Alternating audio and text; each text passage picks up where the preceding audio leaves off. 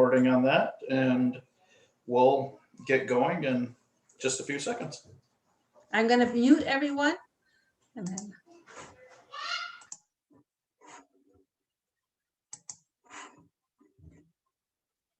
All right.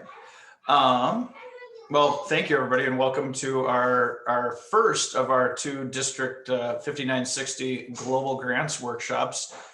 We started these last year to really focus on global grants because if we tried to cover the district and global grants in a grants management seminar, obviously that'd be way too long, detailed, and cumbersome for those that just want to do district grants. And so we developed this workshop to help you all have a better feel for global grants and what needs to be done throughout the process to make your grant the best it can be and make it easy as possible on yourself. I'm going to share our screen here so you can at least see the lovely little cover slide. And from there, welcome. I think you probably know us, but my name is Kyle Helgen. I'm from the Prior Lake Rotary Club, and I am the District Rotary Foundation team leader up until the June 30th. And Margie, would you like to introduce yourself? And as you know, I'm Margie Horning. I'm from Stillwater Sunrise, and I'm the District Grants team leader. And I will be continuing on July 1. Thanks, Margie. We also have Kathy Hewitt, our district administrator here, just making sure everything runs as seamless as possible behind the scenes. And I need to unshare this for a quick second, just because I forgot to do something, and we'll be, oops. Ooh, great photo. Thanks. I forgot that okay, bear with me just a second here. Sorry, everybody. Okay, well, Kathy, why don't you introduce yourself again, just because you can actually say something and we'll kill time for a second here. Okay, well, hi, welcome. We will stall a little bit of time here. I'm Kathy Hewitt, the District Office Administrator, and then I'm going to turn it over to our District Governor, Ed Merrick, to say a few words. And he's got to unmute himself. Perfect, even better, Ed. This is going well. All right, I'm back up ready to go, Ed, if you don't want to say anything right now. Perfect. All right, now we're back. Sorry.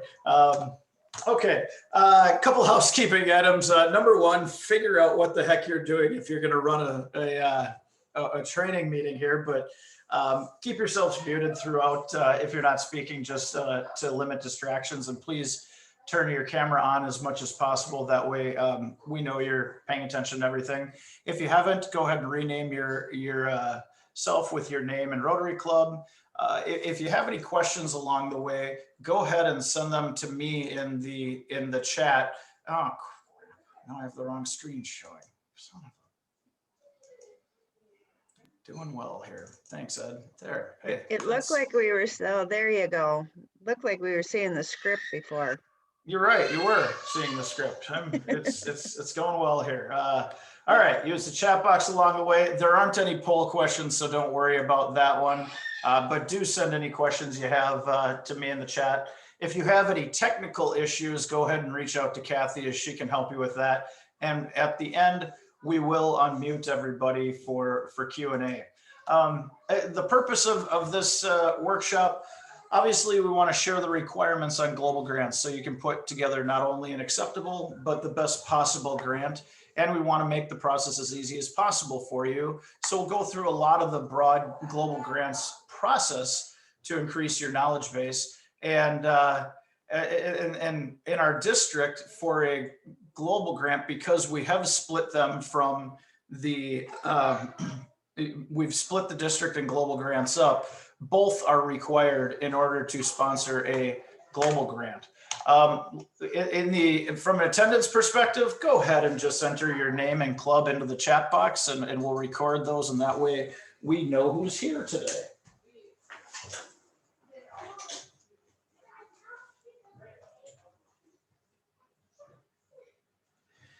And I'll give you another second there, and then we'll swing on to the agenda slide.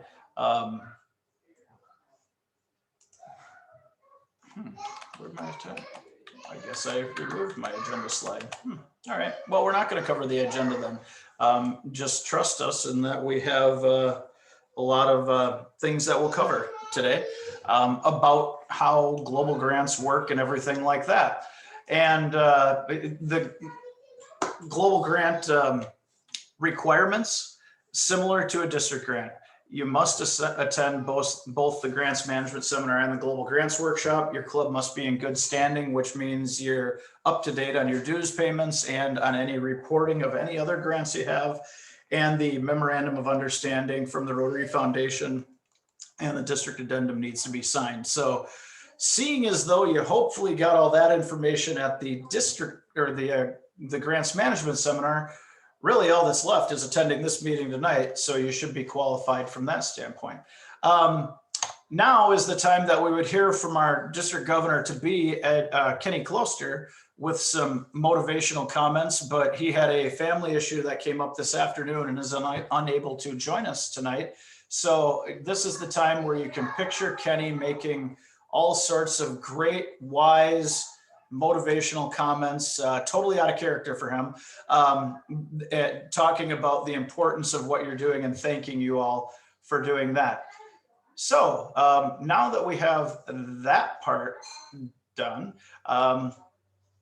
you know, during the grants management seminars, we talked about how all of Rotary's areas of focus lead towards positive peace, which is the fulfillment of all needs in a society. We'll dive into the areas of focus and how they pertain to global grants a little later on, but we wanted to show you this video first. And I will do this, and it should start.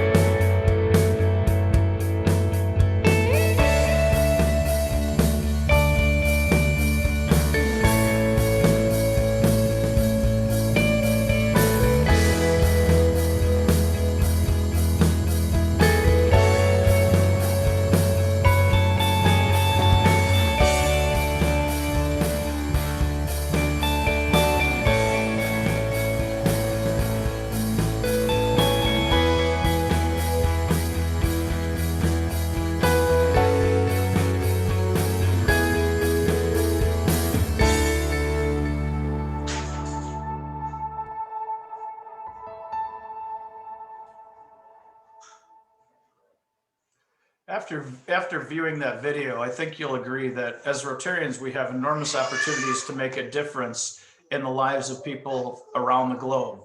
And global grants are really the tool that helps us create that positive peace. But as you can imagine, the Rotary Foundation provides us with a list of requirements for global grants. These are identified in the Rotary Foundation's Guide to Global Grants, but we wanted to highlight them now.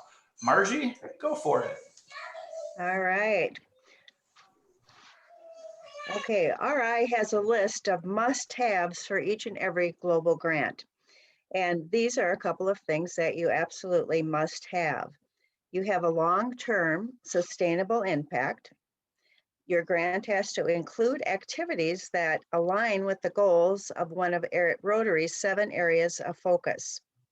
This year, we have a minimum budget of $30,000, which includes a minimum club contribution of $10,715, which is different from last year. We need to address an important need, and this is really critical, a need that's identified by the community itself. And we want to strengthen the community's capacity to meet its own needs. It's amazing how much they can do if we search out their strengths. So to do that, you must actively involve the benefiting community in the project. You have to partner with a club in another country, the country that your grant is taking place, and qualify your club every year for the global grant. And you're doing that right now because District 5960 has two qualifiers, the Grants Management Seminar and also the Global Grant Workshop, which you're attending this very minute. Then you also want to develop a plan, a project plan that would include a budget and more importantly, financial management. And you have to be able to measure the progress towards that outcome. Another thing that you need to do, stay up to date in reporting for all active grants. And, you know, one of the most important things I think is for humanitarian projects, you must conduct a community assessment before applying for the grant, and you also need to include it in your application. So that needs assessment is probably the very first thing you do, and we'll talk more about that later. But because it's critical to global grants, let's discuss planning for sustainability. Now, for Rotary, sustainability means providing long-term solutions to community problems that community members themselves can support after the grant funding ends. We want our global grants to make a lasting difference and to provide meaningful change in people's lives. So you want to start early. You can't suddenly add sustainability items at the end of the project. And of course, good grant management engages members, it supports meaningful service projects, and it has a meaningful impact long after the grant is done.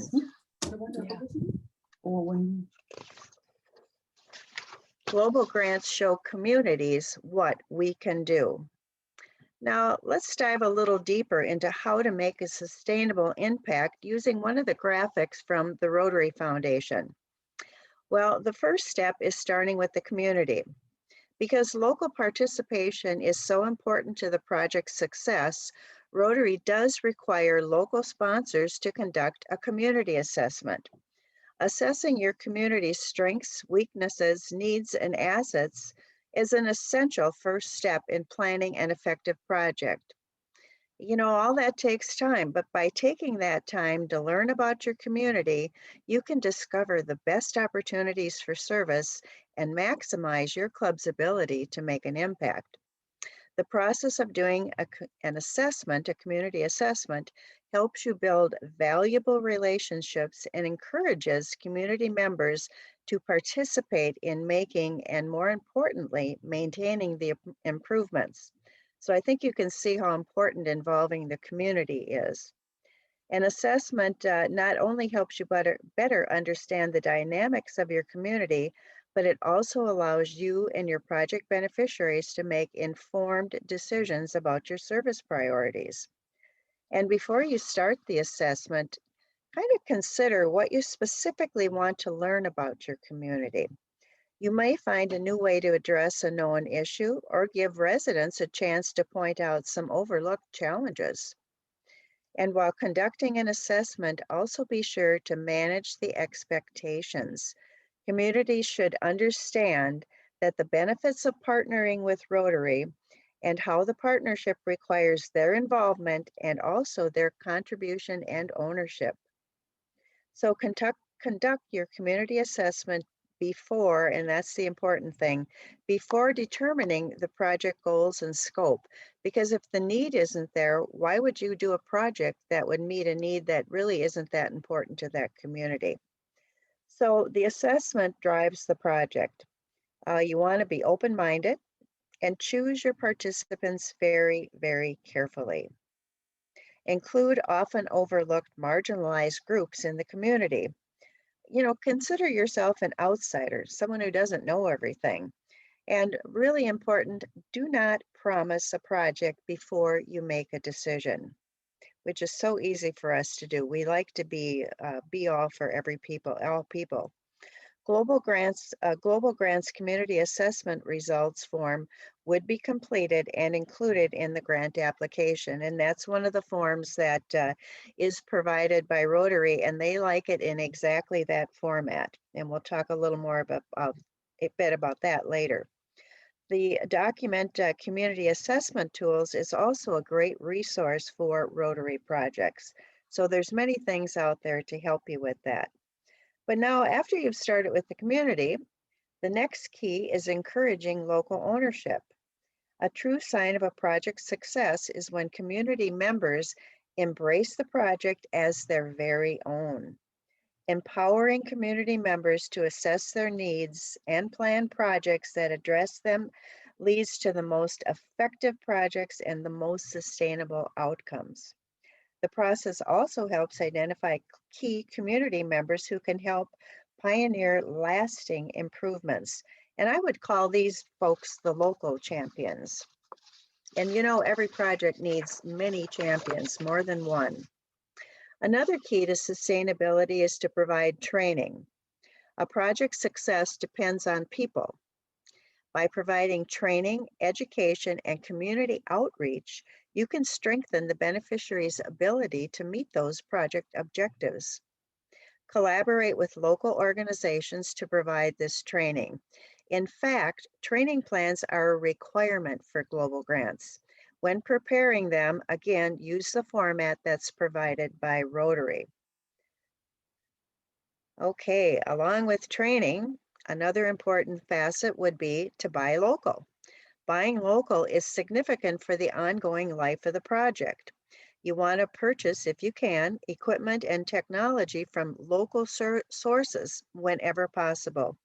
And then make sure if you're having equipment, are the spare parts available locally, because things do wear out and break down.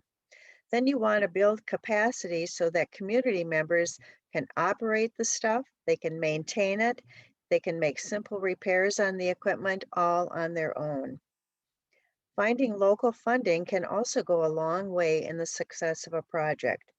Getting funding from local governments or maybe hospitals, companies, and other organizations in the country you're working in, that they integrate your project into the local community and support your project long after the project is completed. So for long-term success, having that community buy-in or funding is really important whenever possible. Finally, measuring your success is the key to the project. First, gather data before you begin your project to determine where the heck are you starting from. And then include clear, very clear, measurable outcomes to your project plan. Decide how you'll collect the data throughout the project and afterwards. Maintaining a strong relationship with the community can help you collect data and also can address any issues that come up that may shed light on the project. So all of these practices are key to a successful project. And what's more important, they are required by the Rotary Foundation in the global grant process. In your application, you'll explain how your project will include each and every one of them. There's a document, and I believe, have attached it, called Terms and Conditions for Rotary Foundation District Grants and Global Grants. And believe me, it's an excellent, excellent resource for more detailed information on all aspects of a grant.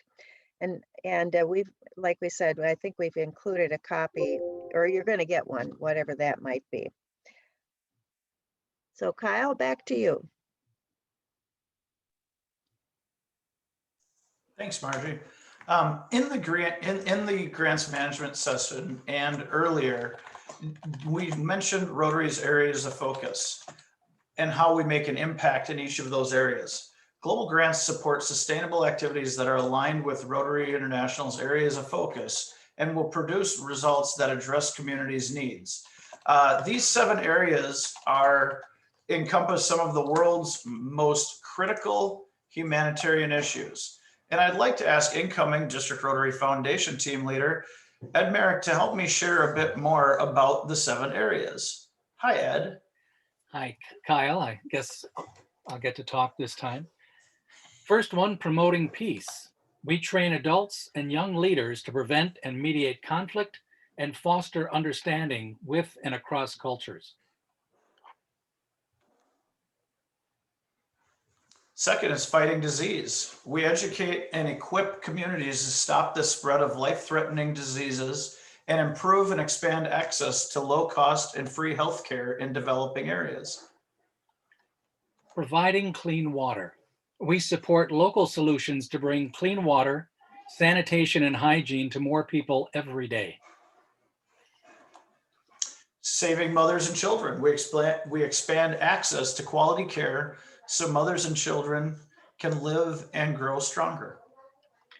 Supporting education. We strengthen the capacity of communities to support basic education and literacy, reduce gender disparity, and increase adult literacy. Growing local economies. We carry out projects that enhance economic and community development and create opportunities for productive work for young and old. And one close to my heart, protecting the environment, brand new in July 2021. Rotary members are tackling environmental issues the way they always do, coming up with projects, using their connections to change policy, and planning for the future. Kyle? Thanks, Ed.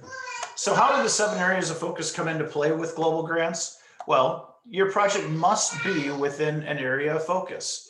Don't be an overachiever. Choose the one area of focus where you can have the most impact. That should be the outcome of your needs assessment. The Rotary Foundation strives to process grants efficiently and ensure the quality of a grant-funded project. Getting acquainted with the area of focus policy statements will help you plan your project. Understanding your area of focus will help get your grant approved. The policy statements help you figure out if your activities are eligible, and ask yourself this: will the activity help achieve the goal of the grant? One example of an activity we thought would fit nicely into several areas of focus was building eco-stoves or indoor stovetop projects. By reading the area of focus policy statements, it was found that eco-stoves aren't eligible for global grants. Why? We don't quite have an answer, but my advice is to review what is eligible and ineligible for each area before jumping into your project. The Rotary Foundation provides us with guidelines for each area of focus. All global grant activities are required to align with the goals of an area of focus, and these guidelines state the specific goals for each area. The activities should have a direct impact in the area selected, and don't focus only on outcomes. Concentrate on the main activities. Look for capacity building, training, and educational opportunities that will help make your project sustainable. All grant requests must comply with the policy statement related to the intended area of focus. And most importantly, the Rotary Foundation staff looks to see if your grant fits into one of those areas by using the policy statements. So becoming familiar with them is critical during all phases of your grant journey. We'll include a copy of the area of focus policy statements in the document we'll email to you after this meeting. Global grants aren't designed to be done alone, and partnerships are not only important, but required. After all, isn't one of our core values building goodwill and better friendships? To apply for a global grant, 2 or more Rotary clubs must work together. The host club is the partner in or near the community that's implementing the project. The international sponsor, almost all the time that's us, works with the host club, but is located outside of the host sponsor's country. Although, as we talked about in the last grants management seminar, it is possible to have a global grant here. If there was one in our communities, well, then we would be the host sponsor, and a club internationally would be the international sponsor. So the roles of each: the host sponsor, they're the club that initiates the project. They conduct the community assessment, the needs assessment on the ground. They manage the project's implementation and the budget, and they receive the project's funds. Why? Because they're on the ground. They're there to be able to help more than we're going to be able to help several thousand miles away. The international sponsor provides financial assistance, technical support, and other guidance. And they also provide remote assistance where needed. And they perform tasks while they're there during visits as well. Both sponsors must be qualified for the project to participate in a global grant. So both clubs have to go through a grants management seminar and be qualified by their district and by Rotary International. And we can always help determine whether or not another club is qualified. They should develop the project plan together. Obviously, the more communication there is, the more people can be on the same page, and there aren't any surprises down the road.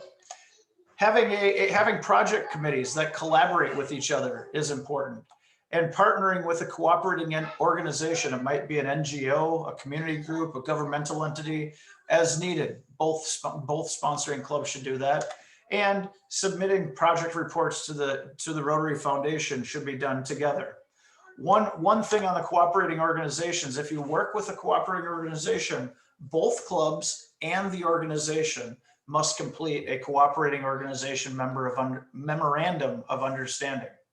Although other organizations and volunteers may play a large role, the project sponsors are ultimately responsible for the outcome of the project. So choose your partners wisely. All right. Now let's talk about all that goes into planning your global grant. Okay.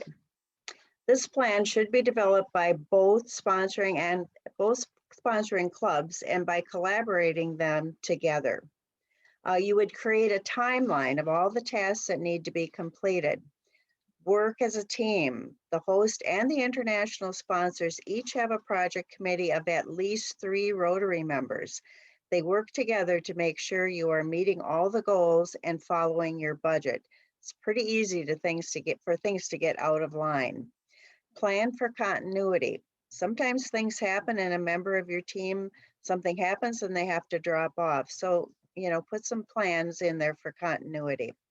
Identify roles, decide who will do what, and avoid conflicts of interest. Even the appearance of a conflict of interest can interfere with the success of a project. Feel free to get expert advice. Qualified club members, consult a civil engineer example for a water project, a Rotarian action group, a RAG group, the cadre of technical advisors. There's a lot of people out there that if you need technical help or expert advice, they're there to help you to make that project a success. Excuse me. Identify measurable outcomes. When you measure your success, you can show that you made a difference. But RI wants you to measure the good we do in the world, and they have built it into our global grant requirements. Then, as you continue to plan your project, you create a financial plan, develop a budget, and of course, raise funds. You can't do much without money. An important tip would be to use the global grant application template, and I think we'll be sending you that as well. The template will walk you through all the information that you need to supply to RI. It gives you a chance to prepare your responses before entering them into the online application. It also can alert you to areas where you may need to flesh it out a little bit more, or you're thinking, boy, I didn't know they were going to ask that. I better get on finding the answer to that. Work on answering all the questions clearly and concisely. Don't go on and on and on, and nobody knows what you're talking about. Make it clear, precise language, and everything will go a lot smoother. Well, now that you've got that going, you're on a roll. Once you plan your project and it's approved, it's time to implement the project. It's crucial that you implement your project according to the project plan. As you carry out your project, keep reviewing your project plan. In other words, don't put it in the closet, with your project committee and your team. That communication is really the key to having a very smooth implementation of the project. And it's crucial that you implement your project according to the plan. So we already talked about communication. That's critical in anything you're doing, and especially in global grants. And that means communicating with both your partner in the country you're working in, and also your people in your own club. Global grant sponsors for humanitarian projects and vocational training teams must incorporate, and it is must incorporate, monitoring and evaluation measures within the areas of focus section of the outline application. So monitoring, what is monitoring? Well, it's the continual process of collecting specific data, and it uses the measures and benchmarks you outlined in your grant application to track the process or the progress rather of your grant. Evaluation is an assessment of how well your project is achieving its objectives. Now, there are some steps for monitoring and evaluation. As you can well imagine, Rotary's got documents on that as well. So you want to establish, like we talked about earlier, very clear project goals. You want to identify applicable project-specific measures. And here's a key. Add only the measures that clearly link to your project goals. Because if you have things that you're saying you're going to measure and it's not even in your plan, you're going to have a lot of trouble trying to figure that one out. So you also want to establish a baseline of data and the methods you'll use to collect that data. You would submit the plan as part of the online application. And this is where your host partner, your cooperating organization, and key members of the community can really lend a hand in collecting the data during the project and monitoring the progress. Then, once you've got that done, you want to evaluate the data and submit the results when you complete your report to the Rotary Foundation. So you know all along as you're building this and moving ahead with your project, at some point you're going to want to submit all of that information back to RI. So if you start documenting it early and just keep moving along, you're going to be in great shape when that report is due. And you want to review, there's a, like I said, Rotary's got lots of information in a document called Global Grant Monitoring and Evaluation. A plan supplement will be sent in your packet and you can use it for more information. This document has a list of measures for each area of focus. So you don't have to go off on a tangent. They already give you some things that should be key to that particular area. And you'll find a glossary. Now, you know, we think a lot of things, okay, that's the definition. Well, Rotary has its own definition for things. And this glossary of the Rotary Foundation standard measures explain exactly what each word in a measure means. For example, adult. Well, in their terms, it's an individual over age 18. Now, we might think an adult is 21, or we might think 12, we don't know. But that's how Rotary will measure that. So when you use the word adult in your work, they're thinking it's an individual over 18. Think of monitoring and evaluation as a circle. You monitor, you evaluate, you resolve, you learn.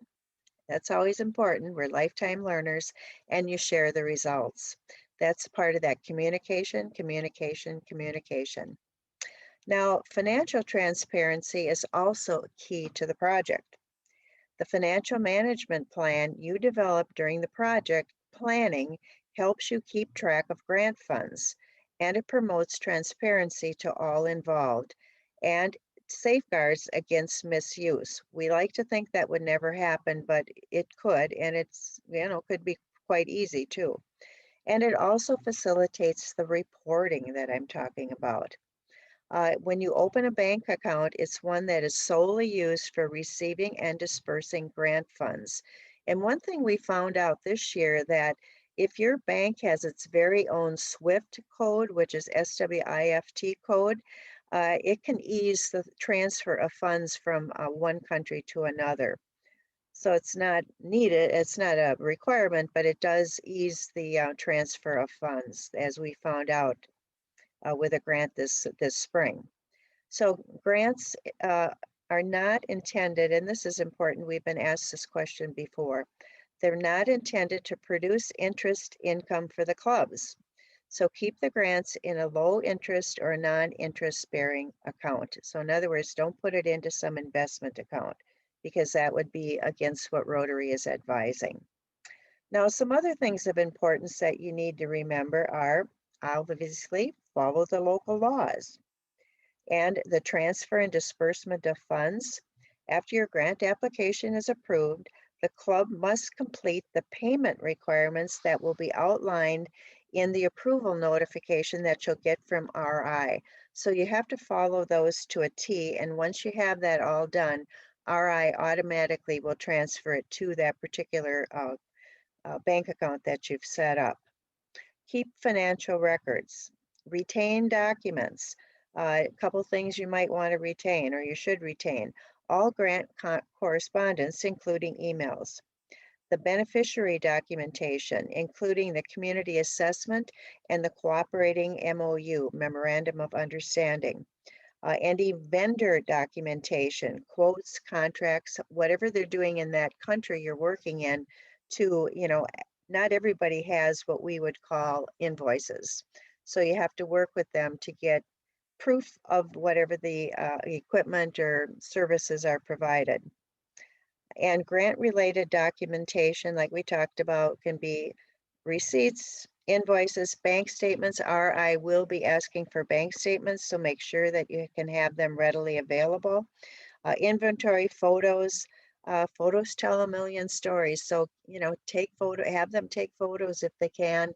Just about everybody's got a little camera on their phone as the whole project is progressing, because you'll need them for reports. And, here in District 5960, we'd also like to use them in any of our celebrations for the foundation. So now we're down to reporting requirements. And I know everybody loves reporting requirements, but they are a necessity.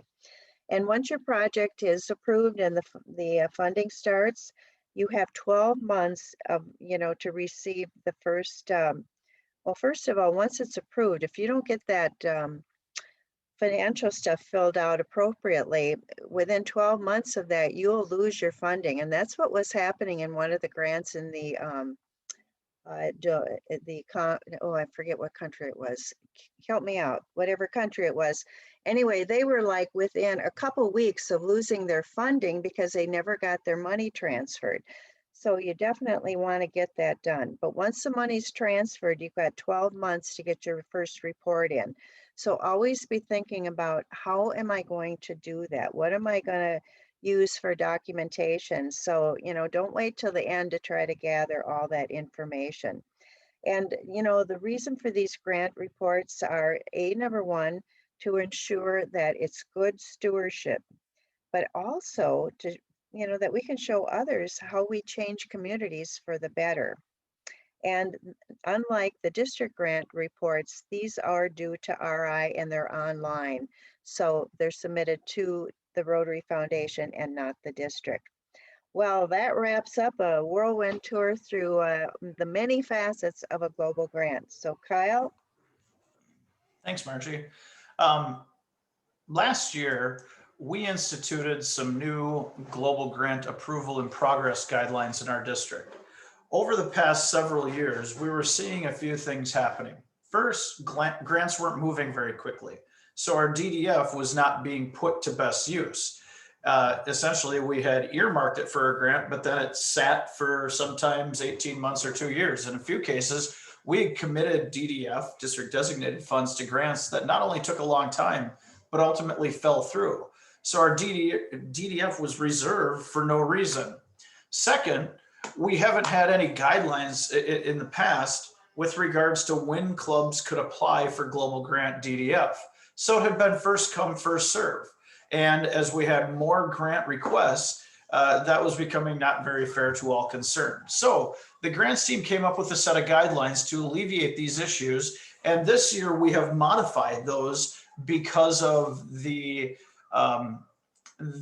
just number of requests at the Rotary Foundation and the likelihood that, it happened last Rotary year and it's probably going to happen this Rotary year, and I think it'll continue to happen, is that the World Fund, which is the match of DDF funds, is running out of money before the end of the year. So we want to move some of these up that we'll talk about, so that you're in a better position to make sure your grant is complete.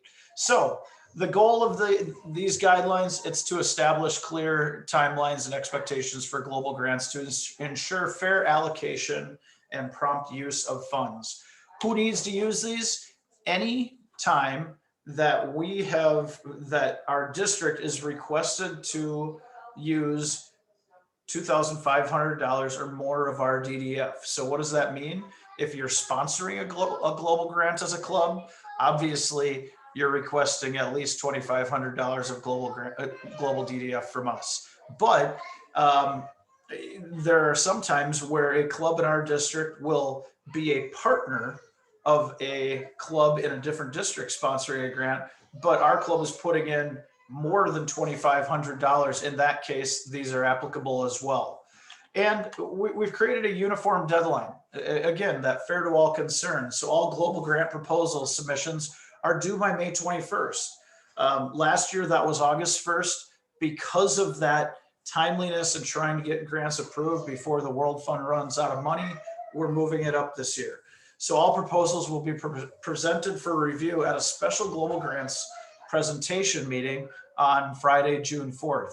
This is similar. We did the same thing last year. And if any of you weren't at that one, but have been at one of the district grant presentation meetings, it's very similar to that as well.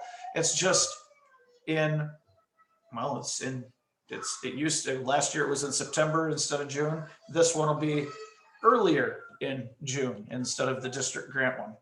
So with the proposals due on May 21st, we also wanted to make sure that the proper amount of work has been put into the grants to ensure they're in as good of shape as possible, both in scope and the intent of the club. So here's the information that is required. Now, we'll say required with some degree of quotes. It'd be great if we could get to 100% compliance on this, but as long as you're on a good path, we're probably going to be okay, but don't assume that. Get as much information as you can.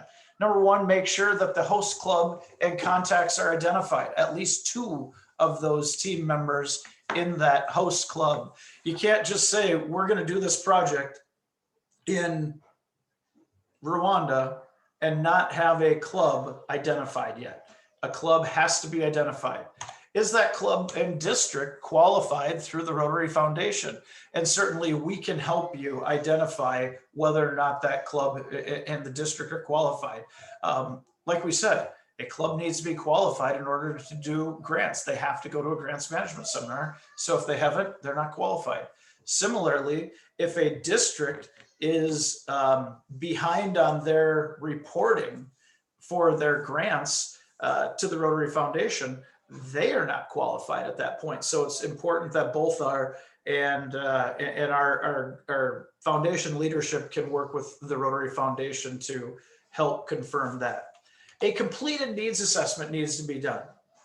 Again, and Margie talked about this earlier, the importance of making sure there's a needs assessment before you start figuring out what needs or how you're going to solve a need. So that needs assessment has to be completed. It can't be, well, we'll do it down the road, because that's the wrong order. The beneficiaries need to be identified. I think that's a pretty obvious one. We need to be able to say who is benefiting from the project. Which area of focus you're conducting the grant under has to be identified. I mean, like, you know, there's a lot of these bullet points, but that one's pretty easy. You know it's going to be in one of the 7, and it takes care of that. The sustainability, how is the grant going to, or how is what you've done, those outcomes, going to continue after you're done with the project? A training plan if necessary. How are you going to train people? If you're installing a borehole well, how are you going to train people to be able to use the well effectively and repair it if there are any damages to it? A preliminary budget. It doesn't have to be exact, but a good scope on where you're going. A preliminary financing page, including the DDF you're requesting. So you're breaking down, okay, we have a $70,000 project. Our club is going to commit X amount. We need Y amount from other clubs. We're asking for Z from the Rotary District 5960, and the DDF and the match from the Rotary Foundation is going to be A, and that equals our $70,000. And then also a fund dispersal plan. How is that going to all come into play with how's that money going to go out? Is it going to go in one fell swoop? Are you going to provide it to the host club on a percentage basis? Just lay that out at least. So like I said, it's a long list, but these things are necessary to show that you have a plan. It's not just an idea, but there's a good concrete plan in place at that point. Along with establishing the uniform submission dates, we've also put together a progress reporting timeline to ensure that the grant is moving along. Obviously, without guidelines, the process tends to slow down unnecessarily because people aren't considering it. And I know none of you would ever do this, but we've seen it in the past that people put the grant on the back burner. Well, by doing that, we're delaying things a lot. And so these guidelines should help create a sense of urgency, both from our perspective, and it's a nice way to say to the host club in another country, hey, we got to get moving because I have a deadline to meet here. Those deadlines, Margie, will you cover these real quick? Because the kids want to say goodnight. So I'll let you cover these and I will work the screen while you do.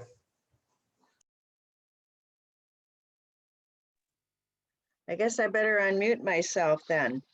Okay, so we have District 5960 progress reporting. The first report would be due October 1st, and the application should be fully entered into the Rotary Grants portal. And that's where, when you use that application to begin with, you can just copy and paste it right into the TRF website. So it should move quite smoothly at that point. Then you are going to get a global grant ID number the minute you start, all right? And at least 25% at that time of the club funding needs to be committed. So in other words, you need to know where at least 25% of the funding from clubs is coming from. Then our next report will be due January 1st. The application, we hope, would be in authorization needed status. Every time you move through this approval process, you get a different status. And the first one is draft status. And then the second one is authorizations needed. And that's where authorizations come in from both our district and the people that are in charge of the grant and your host club and their district team leader and their district governor, etc. So sometimes those are not that easy to get. It could be that the internet's down for the whole darn country, etc. But at any rate, that authorizations needed status would be due January 1st.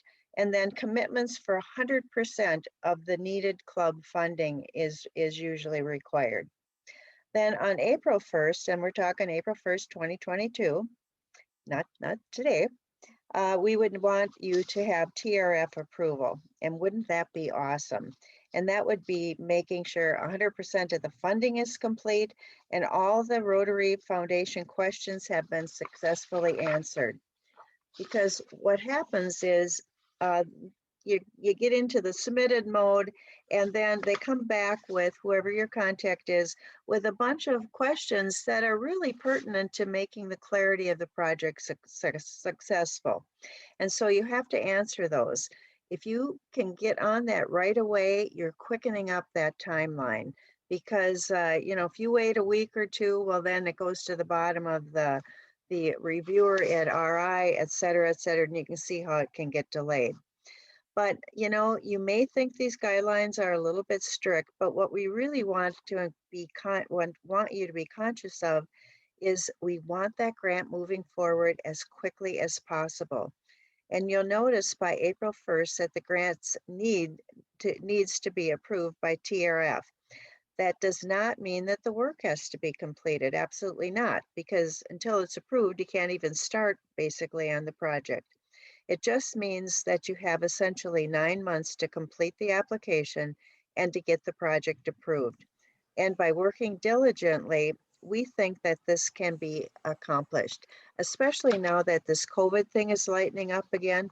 But, in light of COVID, we might have to make some amends, just like we did this year in 2020, 2021. So what happens if you miss one of the milestones? Margie, I can take him back now again, All right. if you want me to. Sorry about that, and thanks for pinch hitting this. That's the good thing about scripting this. Last year on the first grants management seminar we did, Margie's sound quit working halfway through, and thankfully we have it all scripted. So I just filled in, and That's what happens the other way here. So what does happen if you miss one of the milestones we shared there? The consequences, failure to meet that April 1st milestone would result in revocation of your DDF. So if you haven't sufficiently gotten your grant together by that April 1st deadline, that 9 months out, we're going to say, hey, we got to start over here. Failure to provide progress reports along the way may result in revocation. Now, progress reports are pretty easy because it's just a matter of letting us know, here's where we're at in the process. This is not this. I want to emphasize something here. Our progress reports on those key dates, and I'm going to come back to these progress reports are internal to us. This is not a Rotary Foundation progress report. Once the grant is approved, that's every 12 months. This is just strictly, hey, where are you at in the process? So it does not have to be that intensive. It just needs to be done because it's showing that we are moving the right direction. And like Margie just said, with COVID, we do have the discretion to provide extensions. This year, we knew that just because of a whole host of circumstances, that there's a lot going on. And that all of our grants have not gotten to the point we wanted them at here. And that's okay. And actually, Margie last week emailed all those grant sponsors and said, hey, where are you at? We need a progress report, but I think it's next Monday, the 8th. No, next, whatever day it is today, Thursday, the 8th, saying you need to give us a report on where you're at. And if you don't have a report, well, then we're going to consider it going back to the drawing board at that point in time. So get at it, make sure you're moving the right path, because you don't want to have that potentially the DDF be revoked. Ongoing reports, as I just mentioned, the required reports by the Rotary Foundation, they're 12 months after funding and each 12 months after that. If you're a delinquent on a report to the Rotary Foundation, your club will not be eligible to sponsor a new grant, either district or global. Okay, that's part of that. When we talked about the requirements of being approved to do a grant, is that paying your Rotary district and international dues and being up to date on all your reporting. So that needs to be done. It doesn't mean the project has to be done. It means your reports have to be up to date. And now remember, because of the timing of this basically almost means that you're 2 years behind on a report by the time we learn about it from there. So you have time from that aspect. DDF allocation, since all grants will be, grant proposals will be reviewed at the same time, it will make a smoother allocation of the requested DDF to your proposals. And this is done by the grants team. And during the grants management seminar, I mentioned the issue we've had over the past several years on the district grant side. And frankly, we had it a little bit on the global grant side last year as well, that we had that shortfall where the requests were here. We only had so much DDF available. And that may continue to happen on the global side of things, because over the years, we spent down the reserve we had on global DDF. And so if there is a shortfall, we're going to use the same type of matrix that we use on the district grant side of things.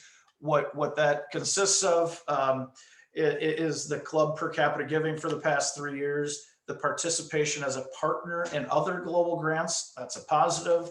The number of global grants you've sponsored, that's not as positive, because we want to give those clubs that are coming for the first time an opportunity to make sure they get as much matching as possible, and the grants team evaluation of the impact of the project. So very similar to the district grant side. We just do it here too, and we found that that's about as fair as all concerned. So as I said in the grants management seminar, but we'll say it again here, we've covered a lot of information, but don't worry, you don't have to go through this process alone. There's plenty of tools and resources. You have your mentor that can be assigned at any time, and that mentor will work with you and work alongside you during the grant to help make sure your application is put together correctly and that the full grant process goes smoothly. And I'll say editorially, we have 11 or 12 mentors on our district grants team. Not all of them mentor global grants because not all of them have experience in writing global grants. So you're going to get somebody that's very knowledgeable on global grants. And we have 3 of our mentors here with us today. Jim Hunt from the White Bear Lake Rotary Club, who also doubles as our District International Service Chair, Guy Solinsky from the Prior Lake Rotary Club, and Peg Duno from the Lakeville Rotary Club. I don't think I'm missing anybody there on that one. The District International Service Chair, as I mentioned in the grants management seminar as well, but that's Jim Hunt. He can help research any special requirements, identify a club or district on the ground that may be able to be the host club. Those things happen. And I will tell you that it's good to have connections from people like Jim, people like Margie, myself, Ed, that have been through the process a little bit so that we can really help with the connections that we have to connect you with the club as needed. The quick reference guide that we have here in our district that you all have copies of provides a lot of good information about the grant. I would recommend starting with that when you review things so you know what to expect. The mentors, obviously part of the grants team, and their experience is going to be helpful as a whole. And another key part, more so in the global grants process than in the district grant process, is the Rotary Foundation staff. These grants are managed by the Rotary Foundation. So that means staff people will be reviewing the grant. Initially, they'll ask for additional info or to clarify certain things. And any of you that have done a global grant before, it can be a long list. Don't get discouraged by that. They're trying to help make sure the grant fits within TRF guidelines and has the most impact possible. Along the way, you'll be able to ask them for guidance as well regarding the implementation and reporting of the grant. So let me stress, they want the grant to be successful. They just want to make sure it fits the guidelines that Rotary Foundation has for grants around the world. And their work helps to accomplish all our goals. There's plenty of other resources out there at our district site at rotary.org that you can utilize. And as a reminder, we're going to email you several key documents after this workshop as well. Margie? All right, thanks, Kyle. Well, let's recap some of the principles of a successful grant. Number 1, the needs assessment. The most successful projects work with the community to identify a need, figure out how best to address it, and to discover what resources are available within that community. The next one, organized implementation plans.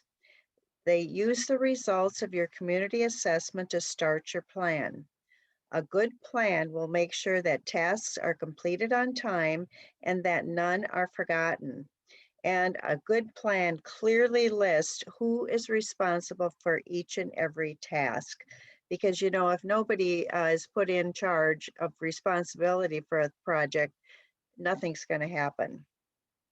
Frequent partner communication and teamwork. Create a regular schedule to communicate, figure out what's happening. Are there any issues going on? To really communicate that current grant activity with everybody involved. Because the more you communicate, the more you can ward off any problems that maybe someone on your team knows about, and then they thought, oh, I didn't know that was important to tell you about it. So that communication piece is probably one of the most important on this list. And sustainable projects will have measurable and lasting outcomes for the community. So start early. Remember, you cannot add sustainability at the end of the project. And proper stewardship. All project sponsors are ultimately responsible for the outcome of the project, but keeping good records is the key to that proper stewardship. And the grant results are promoted within your club, the community, whatever. Don't forget to celebrate the milestones along the way. You don't have to wait until the very end to throw a big party. You can celebrate those little things because that keeps people more involved and interested in what you're doing. You've done great work to make the world a better place, and really don't be afraid to toot your horn. So those are my ideas for principles of a successful grant. Kyle, back to you. Thanks, Margie. We're nearing the end here, so we should do attendance check number 2. So please enter your name and club in the chat box. And we'll give you a few seconds to do that.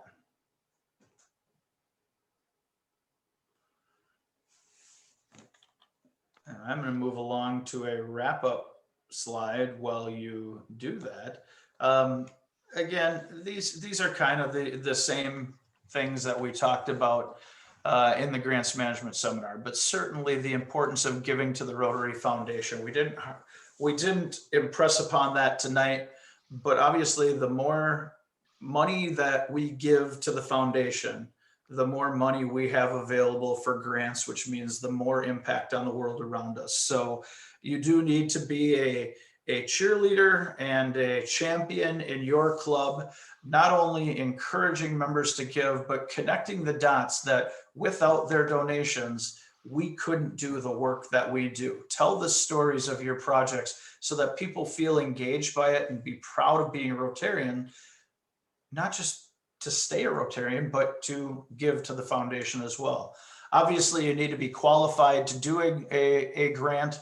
So certainly we went through those requirements and the other key takeaways about the things that Margie just shared on that previous slide, making sure documentation is done the right way, that your project is sustainable, that you have stewardship, and that you have an impactful project, and that there's a lot of resources out there that can help you with that. Margie, anything to share from your end there? No, but don't get discouraged and know that we are absolutely here to help you the best way we can. We don't know everything, but we ask if we don't know, and usually we'll get an answer quite quickly.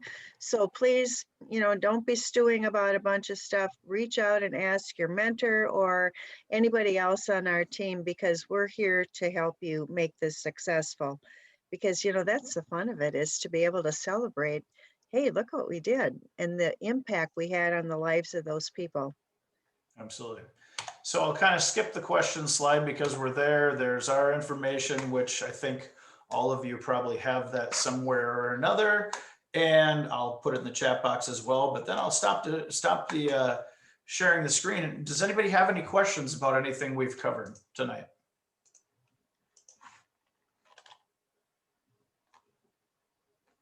Oh, no questions. Carrie, Carrie's got Carrie had her hand up first. Go ahead, Carrie. So I work with Food First Children in Tanzania. And if we were to do a global grant, one of the issues is the community needs assessment and the host clubs. The club that's in the town where we work is brand new. They just got chartered a year ago. And then the other clubs in Arusha aren't very, well, they're inundated. And they say that there is no one who's qualified to do a community needs assessment in the whole area. Mm-hmm. So how do you get around that part? If everyone is saying no one is qualified to do this needs assessment, what qualifies them? Well, aren't you working with a cooperating organization over there? Yes. Yeah, and my team can help. do it, but because they do community needs assessments. So in Tanzania, the employees of Food First Children could do that, but does Rotary consider them qualified? Well, you would want to, you have a new club on the block, and maybe they don't know about this, but they can certainly be involved in the assessment, because you want to involve your community leaders, I don't know what, your government, your teachers, the Minister of Education, whatever your grant you're going for, you want to involve a lot of the community folks. And I would think that, if they're local, they would also want to be involved. And even though they don't have the expertise to run it, if you're, a cooperating organization does, just follow down the list and, come up with a variety of ways of handling that. I would think that'd be perfectly acceptable. And I will tell you too, Carrie, from the, that's Rotary District 9211, which is Tanzania and Uganda, which I'm trying to, where's Peg on here? Because I'm sure Peg has a smirk on her face. I know Margie does on hers. We've gone round and round with that district, and I will say that we have, I think, the relationship is going the right direction, and we're here to help from that perspective too, because that is a tricky district just with all of the internal regulations and stuff that they have, that we've learned how to at least work around and who to utilize both locally in that district and at the Rotary Foundation, frankly, to get things done from that perspective too. So there seems to be warring egos in that area, and you know, anyway, such is life, right?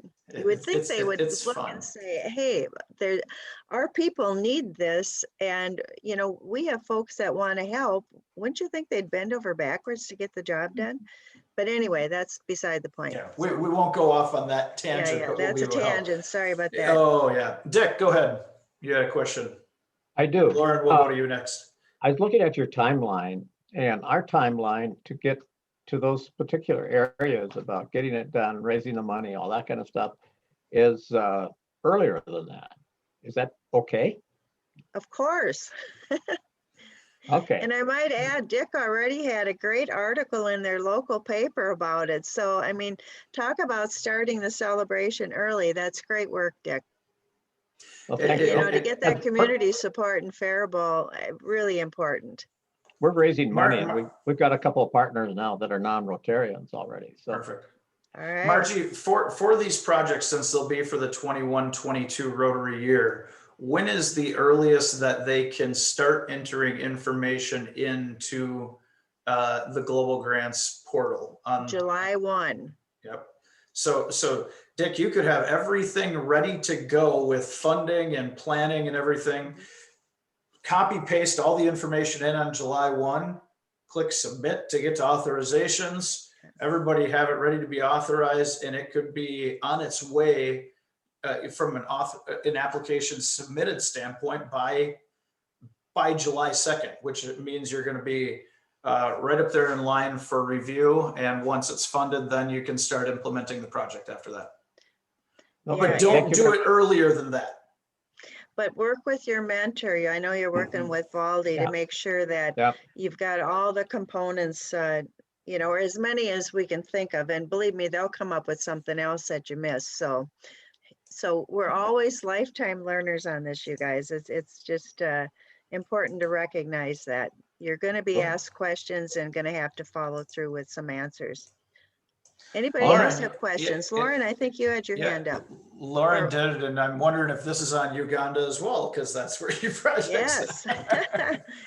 And Lauren has done a fabulous job as a new Rotarian. So good work on the district grant. Thanks. I have a lot to learn, as we all seem to. I was actually first going to comment on what Carrie had said, but I messaged her in the chat. My new question, though, is, does there exist like a project board or a management software where we can collaborate with other clubs more easily than email about projects that are going on? Because I haven't seen anything like that, and I think it would be so helpful if we had an easier area to communicate. Are you talking strictly about our district, Lauren, or are you talking about the world? Well, either or. I think within our district would probably be the place to start. There's so many people doing so many good things. And it would be helpful to know what's going on, both so that we can contribute to each other's projects and also so we can learn from each other. So like on the website, this is, if I'm going to reiterate what you're saying, we could put on the website and say, okay, Rochester is doing this, and explain, you know, in crisp words what you're doing and you'd like help with funding, or Faribault's doing XYZ, or Forest Lake or whatever. And then we would have a spot on the website under the foundation on opportunities to lend a hand or something like that. Is that what you're thinking? Potentially, I was envisioning something a little more interactive. There's a lot of awesome software tools that could either integrate with the website or could be linked out separately. Well, come up with a great idea because you're not talking to a techno person, but yeah, that sounds like, I mean, it sounds like it could be the wave of the future, but I'll have to say I would not be the one to orchestrate it, but if someone young like you can come up with it and we can get it working, yeah, it might be a great opportunity. And I'll add a little bit there, Margie and Lauren. One of the things that honestly has been on my list as foundation team leader, and it just hasn't gotten to be done yet, is to at least create a more robust way of being able to provide information to our district's members if they want it, to be able to share what the heck we're doing, who's looking for partners, who's willing to be a partner. I think, Lauren, what you're suggesting might be a step further than that, but it's something that we've talked about, and it just, because of everything else, it just hasn't gotten done yet. But I think it's a great idea. And if you're all right, if I reach out to you offline and see if maybe you can help guide us so we're not just absolutely recreating a wheel that might already be done there. But that's one of the biggest things that when I have been around the clubs, either as district governor or since then, and I'm sure Ed has heard this, and many of you have heard this as well, is we'd love to know what other clubs are doing, and and who we could be involved with. And we just haven't built that yet. And we need to, because that'll help us be more effective there. Yeah, I just think of the thousands and thousands of questions that I've had over the last year, and it would be so great if I could just send it to a board of a bunch of people who have been working on it. And rather than sending 100 emails, 100 people could see something and respond. Sure. And I mean, the same way when I have a breakthrough, I can be like, guys, I just figured out you can get funding pledges on this forgiving platform instead of donations. Something that was like, what? And I will tell you from that standpoint too, more of a let's call it a chat board, message board type thing. There are on my Rotary, there are discussion groups that you can join. Now I don't know if there is one on, I'm not sure if there's one on global grant sponsors or anything, but that is a place that people from around the world could be a part of as well, and giving ideas and everything there. I know I'm in a few discussion groups, not real active in them, but there's a couple on membership or fundraising that I at least look at and chime in on every now and again. So, and that's if you sign into my Rotary and go to the, well, let me just show you here real quick, because anybody might be interested in this. Signing into my Rotary and then going to exchange ideas and discussion groups, you can find a group, which is the page I'm on now, but there's all sorts. I'm not going to go through them because there are, I don't know how many. I think it says it at the bottom of this page, but there's a few there. So that is one place that you could go to get some of those answers as well. But we'll keep working on it, and let's talk more offline so that you can maybe help us go the right direction on identification of software there. See, you never know where a great idea is going to come from, you know? Mm-hmm. All right. Anybody else have questions?